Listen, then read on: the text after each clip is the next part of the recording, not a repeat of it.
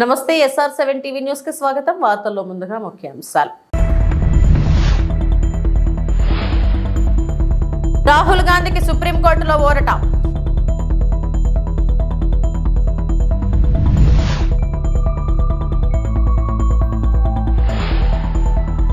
Davos లో జరుగుతున్న world economic forum సదస్సులో పాల్గొనేందుకు వెళ్లిన ఏపీ సీఎం చంద్రబాబు మరియు మంత్రులు.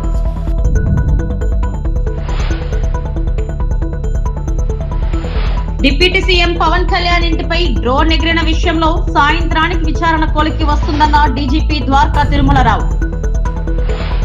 లోకేష్ సభ ప్రతిపక్ష నేత రాహుల్ గాంధీకి సుప్రీంకోర్టులో ఊరట లభించింది.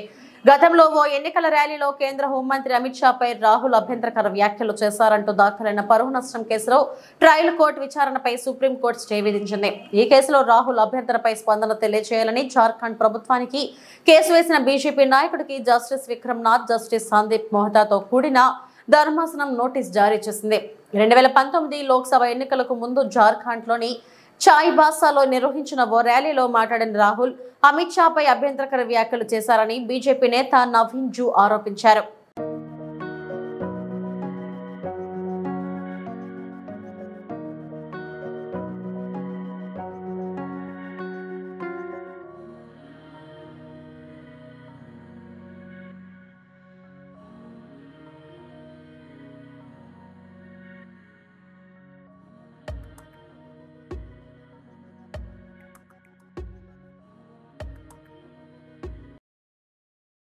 అంతర్జాతీయ వేదిక ద్వారా ఏపీలో పెట్టుబడుల లక్ష్యంగా సీఎం చంద్రబాబు నేతృత్వంలోని బృందం దావోస్ లో పర్యటిస్తుంది. దావోస్ వేదికగా జరిగే ప్రపంచ దేశాల ఆర్థిక సదస్సులో రాష్ట్రానికి పెట్టుబడులు పెట్టేందుకు ఉన్న అవకాశాలను సీఎం వివరించనున్నారు.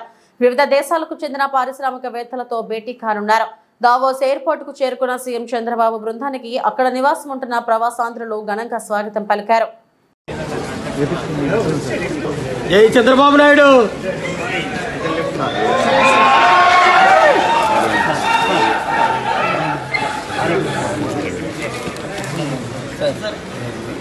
నమస్కారం నమస్కారం గుడ్ లక్ సార్.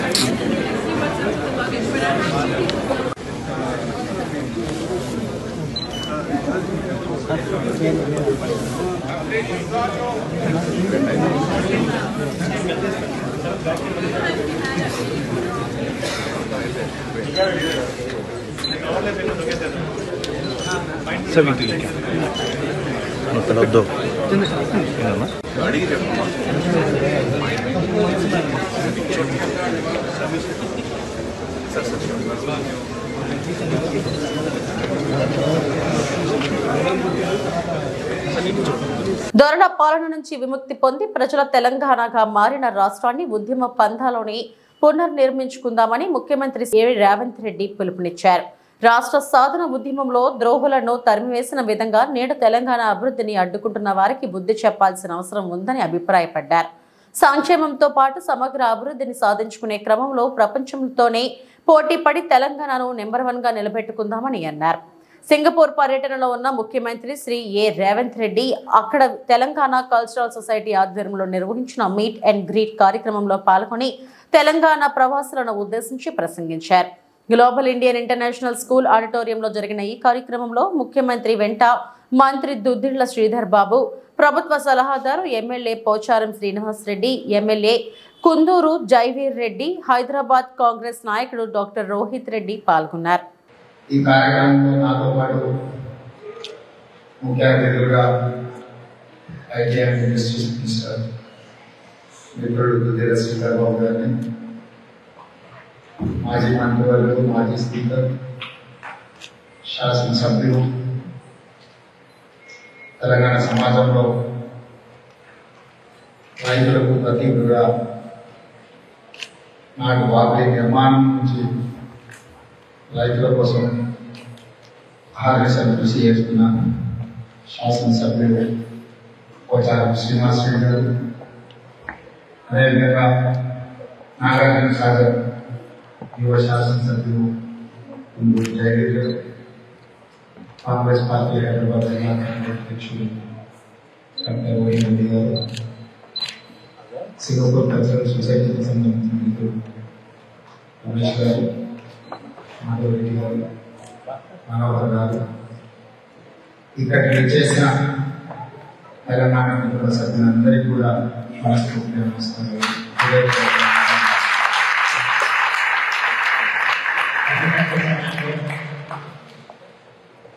మేము ప్రభుత్వ బాధ్యతలో భాగంగా సింగపూర్ పర్యటనకు వస్తే మీరందరూ అత్యంత అభిమానంతో మమ్మల్ని సాధారణంగా ఆహ్వానించి మీరు సింగపూర్లో ఉన్న తెలంగాణ పట్ల మీ ప్రేమ తగ్గలేదు, మీ గుండె నిత్యం తెలంగాణ కోసమే ప్రతిస్పందిస్తుంది అని చెప్పి ఇంతమంది ఇక్కడికి వచ్చి మా కండగా నిలబడడానికి మనస్ఫూర్తిగా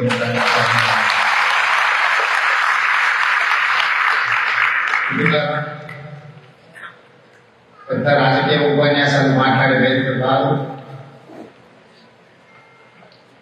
కాకపోతే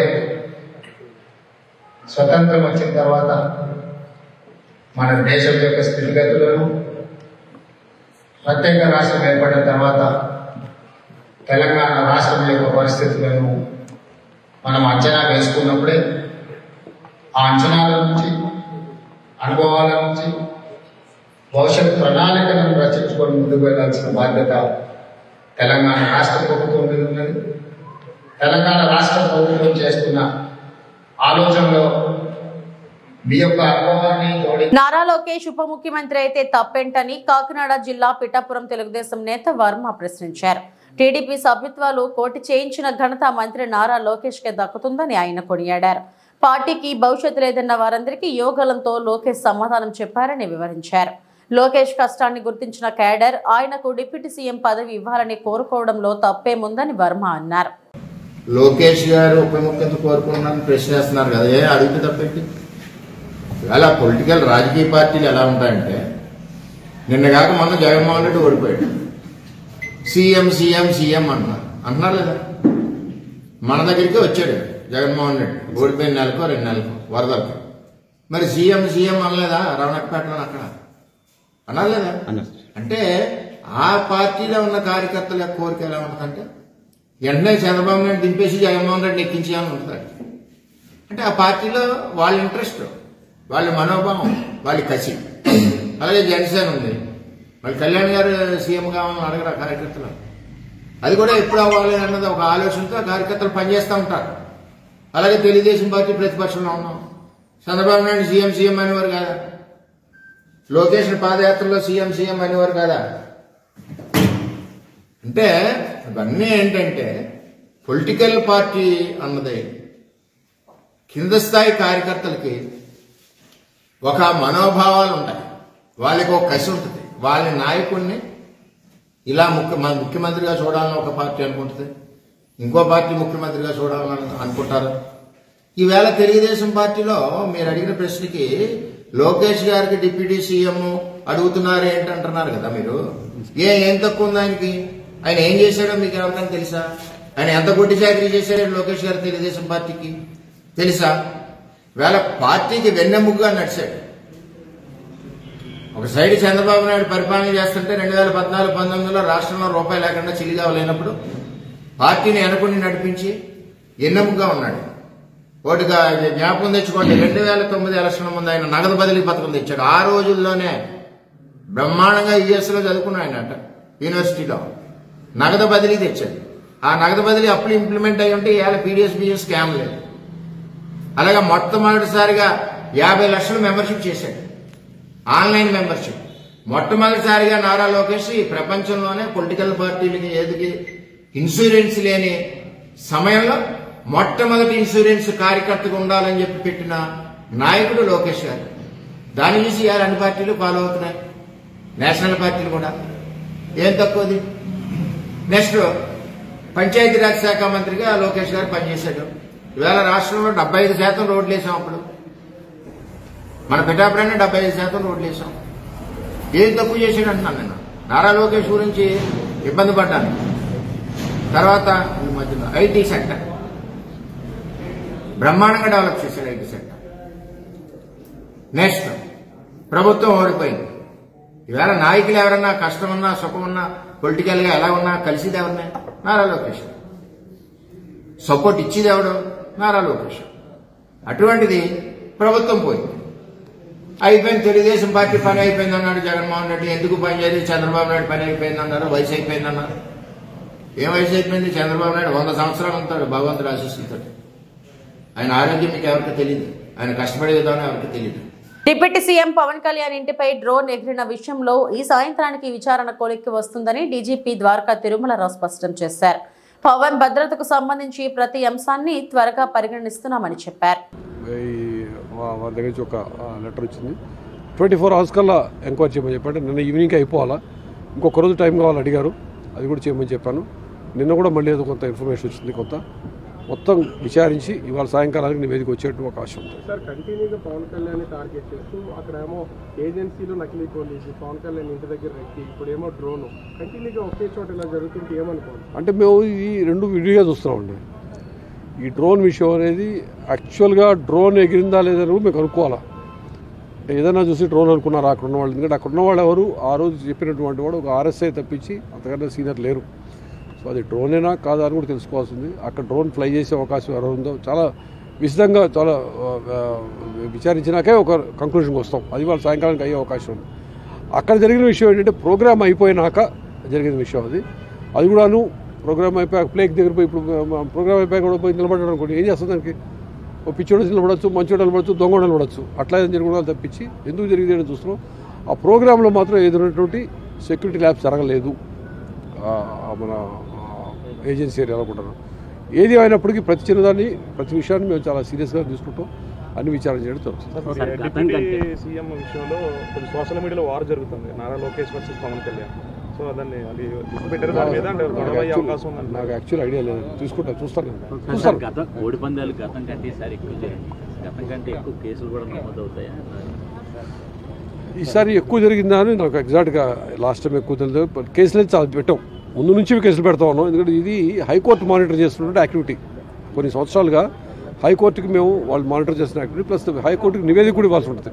ఇప్పుడు జరిగిన విషయాలు అన్నింటిలో కూడాను ముందు జరిగింది, తర్వాత 13, 14, 15, 3 రోజులు జరిగింది. మొత్తం మీద రిపోర్ట్ ఇవ్వాల్సి ఉంటుంది. అది ఇస్తాం. అది ఎప్పటికి కూడా ఓకే. పశ్చిమ గోదావరి జిల్లా నర్సాపురం కబడ్డీ స్టేడియంలో గత 5 రోజులుగా జరుగుతున్న జాతీయ స్థాయి స్త్రీ పురుషుల కబడ్డీ పోటీల్లో పురుషులు విభాగ విన్నర్ గా మహారాష్ట్ర, మహిళా విభాగంలో సిఆర్పీఎఫ్ ఢిల్లీ జట్టు నిలిచాయి. శనివారం అర్ధరాత్రి వరకు జరిగిన ఈ పోటీల్లో పురుషుల విభాగంలో ద్వితీయ స్థానంలో కోల్కతా, తృతీయ సిఆర్పీఎఫ్ ఢిల్లీ, 4వ స్థానంలో కోల్కతా జట్లు నిలవగా, మహిళా విభాగంలో రన్నర్ గా రాజస్థాన్, తృతీయ కోల్కతా, 4వ స్థానంలో కేరళ జట్లు గెలుపొందాయి. విజేతలకు గోగులమ్మ ఉత్సవ కమిటీ తరపున 7 లక్షల ప్రైజ్ మనీ, షీల్డ్లను జిల్లా కలెక్టర్ నాగరాణి, ఎస్పీ నయీంలు అందించారు. బహుమతి ప్రదానం అనంతరం కలెక్టర్, ఎస్పీలు మాట్లాడారు. దేశంలో వివిధ రాష్ట్రాల నుంచి ఇచ్చేసిన ప్లేయర్స్ నా యొక్క హృదయపూర్వక ధన్యవాదాలు. ఈరోజు ఇక్కడ ఈ కార్యక్రమంలో పాల్పంచుకోవడం ఎంతో సంతోషంగా అనిపించింది. అంటే కబడ్డీ అనేది ఒక గ్రామీణ క్రీడ. అది అందరికీ కూడా ఎంతో హృదయానికి దగ్గరైన ఆట. అది మేము కూడా చిన్నప్పుడు కబడ్డీ ఎంతో ఇష్టంగా ఆడేవాళ్ళం. ఈ క్రీడ వల్ల పిల్లలకి శారీరక దృఢత్వం, మానసిక దృఢత్వం వస్తుంది. ఇది చాలా అంటే టీమ్ స్పిరిట్ పెరుగుతుంది. ఒక స్ట్రాటజీ ఎట్లా వేయాలి అనేది జరుగుతుంది. ఈ గేమ్ లాస్ట్ 36 years గా ఇక్కడ అప్రహితంగా ఇక్కడ టోర్నమెంట్స్ కండక్ట్ చేస్తున్నారు. అంటే ఆ యొక్క నిర్వాహకుల క్రీడ మీద, ఆటల పట్ల, యువత మీద ఉన్న మక్కువ అర్థమవుతా ఉంది. ఈ విధంగా యువతని ఎంకరేజ్ చేయడం అనేది చాలా గొప్ప విషయం. ముఖ్యంగా సంక్రాంతి టైంలో మానవ హక్కుల పరిరక్షణకే చేసిన కృషికి ఫలితం జై గోపాల్.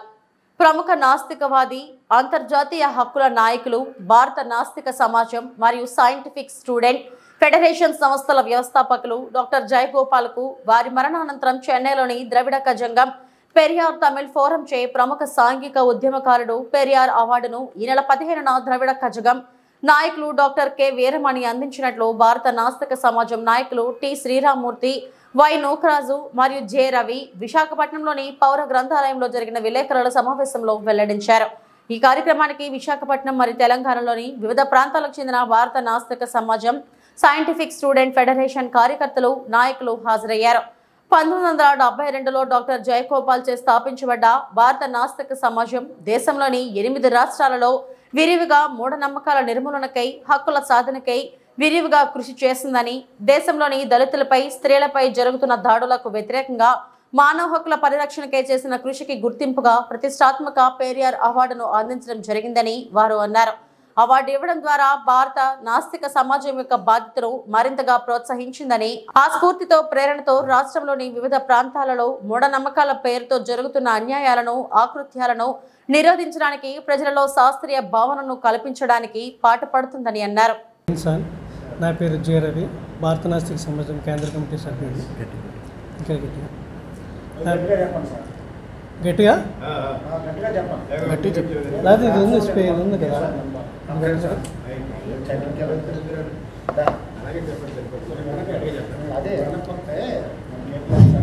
నా పేరు జె రవి, భారత నాస్తిక సమాజం కేంద్ర కమిటీ సభ్యుడిని. 1972లో యునెస్కో చేత కీర్తింపబడ్డ పెరియార్ ఈవి రామస్వామి నూతన యుగం ప్రవక్త, ఆగ్నేయాసియా దేశాల సోక్రటీసు, అజ్ఞానాలకి మూఢనమ్మకాలకి భద్ర శత్రువుగా కీర్తింపబడిన మహాశయుడు ఈవి రామస్వామి. అతనికి 1937లో తమిళనాట మహారాలు ఇచ్చిన అవార్డు పేరు పెరియార్. పెరియార్ అంటే మనం భాషలో గ్రేట్ మ్యాన్, మహాత్మా అని అర్థం. ఆ మహానాయకుని పేరు మీద రిలీజ్ చేసిన అవార్డు ఈ నెల 15వ తారీఖున భారత నాస్తిక సమాజం, సైంటిఫిక్ స్టూడెంట్ ఫెడరేషన్ వ్యవస్థాపకులు డాక్టర్ జయగోపాల్ గారికి వారి మరణానంతరం భారత నాస్తిక సమాజం కుటుంబ సభ్యులకి ఇవ్వడం జరిగింది. 1952లో భారత నాస్తిక సమాజాన్ని డాక్టర్ జయగోపాల్ గారు స్థాపించారు. దేశంలోని 8 రాష్ట్రాల్లో విరివిగా కార్యక్రమాలు జరుగుతున్న సమయంలో కుల మూఢనమ్మకాలకు వ్యతిరేకంగా, దళితులపై, స్త్రీలపై జరుగుతున్న అత్యాచారాలకు వ్యతిరేకంగా, మానవ హక్కులకే నిర్విరామంగా చేస్తున్న కృషికి గుర్తింపుగా తమిళనాట ద్రవిడ కజగం సంఘం ఇచ్చిన అవార్డు పెరియార్ అవార్డు. ఈ అవార్డు భారత నాస్తిక సమాజానికి రావడంతో మా బాధ్యత మరింతగా పెరిగింది. రాష్ట్రంలోని అనేక ప్రాంతాలలో మేము పర్యటించి మూఢనమ్మకాలకు వ్యతిరేకంగా ఉద్యమాలు చేపట్టాలని చెప్పేసి నిర్ణయించుకున్నాము. నా పేరు టి శ్రీరామూర్తి, భారత నాస్తిక సమాజ వ్యవస్థాపకుల్లో ఒకరిని. ప్రస్తుతం రాష్ట్ర అధ్యక్షుడిగా బాధ్యతలు నిర్వహిస్తున్నాను. నాస్తిక సమాజం, నాస్తికత్వం అంటే దేవుడు లేడని మాత్రమే కాదు, దోపిడీ, పీడనలకు వ్యతిరేకంగా పోరాడుతున్న ఒక సంస్థ. పెరియార్ ఆలోచనలతో ఈ సంస్థ ఏర్పాటు చేయబడింది. భారతదేశంలో జ్యోతిబా పూలే, సావిత్రిబాయి పూలే, అంబేద్కర్ తర్వాత భారతదేశంలో గొప్ప వ్యక్తి పెరియార్ ఈవి రామస్వామి. ఆయన అడుగుజాడల్లోనే భారత నాస్తిక సమాజం ఏర్పాటు చేయడం జరిగింది. 8 రాష్ట్రాల్లో చాలా కార్యక్రమాలు నిర్వహించడం జరిగింది. 72లో ఏర్పడింది ఈ సంస్థ. మహాకవి శ్రీశ్రీ కూడా ఇందులో సభ్యుడు. మానవ హక్కుల ఉల్లంఘన ఎక్కడ జరిగినా, దళితులపైన, స్త్రీలపైన దాడులు, అత్యాచారాలు జరిగినా, మూఢనమ్మకాలకు వ్యతిరేకంగా పోరాడుతున్న సంస్థ. ఈ మధ్యకాలంలో కొంత అనేక కారణాలతో, కోవిడ్ కారణాలతో బలహీనపడినప్పటికీ ఉద్యమిస్తున్న సంస్థ. సామాజిక అంశాలే మా ఎజెండాగా మేము ముందుకు తీసుకెళ్తున్నాం. దేవుడు, నాస్తికత్వం మాత్రమే కాదు, అనేక సామాజిక అంశాలు మన ముందు ఉన్నాయి. పరిష్కారం కాని సామాజిక అంశాలు, ఈ సామాజిక అంశాల మీద పరిష్కారానికి కృషి చేస్తున్నాం. అదే సమయంలో ప్రభుత్వానికి విజ్ఞప్తులు చేస్తున్నాం. పలానా సామాజిక అంశాన్ని మీరు పరిష్కరించవలసింది, పరిష్కరించాలి. రాజ్యాంగం ఆర్టికల్ 21 జీవించే హక్కుకు భరోసా ఇచ్చింది. దానికి అనుగుణంగానే ప్రజలందరూ జీవించే హక్కుకు మీరు భరోసా ఇవ్వాలి, జీవించే హక్కు కోసం కృషి చేయాలి, భరోసా ఇవ్వండి అని ప్రభుత్వానికి విజ్ఞప్తులు చేస్తున్నాం. మూఢనమ్మకాల నిర్మూలనకి, కుల నిర్మూలనకి, సాంఘిక మత ఛాందస దురాచారాలకు వ్యతిరేకంగా ఉద్యమిస్తున్న సంస్థ. ఈ మేరకు పెరియార్ అవార్డు జయగోపాల్ గారికి రావడం మా మీద మంచి బాధ్యతలు ఇంకా పెంచింది. ఈ అవార్డు రావడం పట్ల హర్షం ప్రకటిస్తున్నాం. సోదర సంఘాలు కూడా దీనిపై స్పందించాయి, హర్షం ప్రకటించాయి. వారందరికీ అభినందనలు. మీడియా మిత్రులకు కూడా ధన్యవాదాలు. అనకాపల్లి జిల్లా మాడుగా మారుమూల గిరిజన ప్రాంతాల్లో ఉన్నవారికి ఆరోగ్యంపై మరింత అవగాహన కల్పించడానికి కేంద్ర ప్రభుత్వం ఆధ్వర్యంలో నిర్వహిస్తున్న జిమ్సర్ ఉచిత వైద్య శిబిరం శనివారం మాడుగల శివారున గగుబూరు రామచంద్రపురం గిరిజన గ్రామాలలో నిర్వహించబడింది. ఆరోహణ ట్రైబల్ సొసైటీ మరియు కృషి విజ్ఞాన కేంద్రం సంయుక్తంగా నిర్వహిస్తున్న ఈ శిబిరం వలన ఇప్పటికే సుమారు 1000 మందికి పైగా ఆరోగ్యంపై అవగాహన పెంపొందించుకున్నారు. ఈ వైద్య శిబిరాలు నిర్వహించడానికి శాశ్వత కట్టడాలను ఏర్పాటు చేసుకున్నారు. ఈ సందర్భంగా శిబిరానికి నాయకత్వం వహిస్తున్న డాక్టర్ స్వాతి చిక్కాల సురేఖ్ పట్నాయకులు మాట్లాడుతూ ఆరోగ్యకరమైన ఆహారం గురించి మరియు రక్తహీనత స్త్రీలకు ఋతుస్రావం వలన కలిగే రక్తహీనత గుర్తించి ఆరోగ్యకర సూత్రాలను అందిస్తామని అలాగే ఉచితంగా మందులను అందిస్తామన్నారు. అదేవిధంగా పలువురు మరియు వైద్యులు మరియు స్థానిక పిహెచ్సి బృందం ఆశా వర్కర్లు అంగన్వాడీ ప్రజలు తదితరులు ఆరోగ్యకర చిట్కాలను గిరిజనులకు బోధించారు. ఆరోగ్యంగా ఉండడానికి ఎటువంటి పౌష్టికాహారాన్ని భుజించాలో, కాయగూరలు ఆకుకూరలు ఇంటి ఆవరణలో ఇటువంటి వాతావరణంలో పెంచాలో వివరంగా తెలియజేశారు. మనం ఉపాధి కల్పించడం, వాళ్ళ ఆరోగ్య సమస్యలు తీర్చడం అన్ని చేయడంలోని ఈ ప్రాజెక్ట్ ద్వారా గీతం చేస్తోంది. ఈరోజు ఇక్కడ గదగూరు ఈ మాడులలోని రామచంద్రపురం అండ్ గదగూరు విలేజెస్లోని ఉన్న ఇంచుమించు 500 మందికి వైద్య శిబిరం శిక్షణ కార్యక్రమం జరిగింది ఈరోజు. అండ్ మనతో పాటు ఇక్కడ గీతం హాస్పిటల్ అంటే జిమ్సర్ హాస్పిటల్ టీమ్ అందరూ ఉన్నారండి, doctor Sharada and team. And మనతో పాటు ఆరోహణ tribal society founder and co-founder Surekha Patnaik గారు, ప్రసాద్ పట్నాయక్ గారు కూడా ఉన్నారు. వీళ్ళందరూ కలిపి మనం ఈరోజు పాంప్లెట్స్తో సహా అంటే కిచెన్ గార్డెన్ కిట్స్ ఇంట్లోని కూరగాయలు పెంచి ఎలాగా మనం ఆరోగ్యకరంగా ఉండడం నేర్పించాము. నీళ్ళు ఎలా శుభ్రపరచుకొని తాగాలి అది నేర్పించాము. తర్వాత మెన్స్ట్రువల్ హైజీన్ ఇది చాలా ప్రాబ్లం ఉండే ఇదండి ఇక్కడ ఎస్పెషల్ ట్రైబల్ రీజన్స్లోని. అందుకని వీళ్ళ కోసం మనం ఎలాగా చేసుకోవాలని చెప్పి వీడియోస్ కూడా మేడం అన్ని ప్లే చేసి ఎక్స్ప్లెయిన్ చేశారు. ఇది కాకుండా బయోడిగ్రేడబుల్ శానిటరీ ప్యాడ్స్ కూడా వీళ్ళకి మనం ఇవ్వడం జరిగింది. ప్లస్ అంటే కొంతమంది క్లాత్ వాడుతున్నారు, వాళ్ళని శానిటరీ ప్యాడ్స్ వాడడం కోసం షిఫ్ట్ చేయడం కోసం మనం ఇక్కడ అవగాహన సదస్సు చేశాము. అది కాకుండా చాలా మంచి విషయం ఏంటంటే మనం ఈరోజు కొత్తగా మెన్స్ట్రువల్ కప్స్ గురించి ఎక్స్ప్లెయిన్ చేశామండి. ఇది మన అర్బన్లోనే సిటీలోనే చాలా కొంచెం అంతగా. ఇవి ఇప్పటివరకు నా బులెటిన్ అప్డేట్స్. నమస్తే.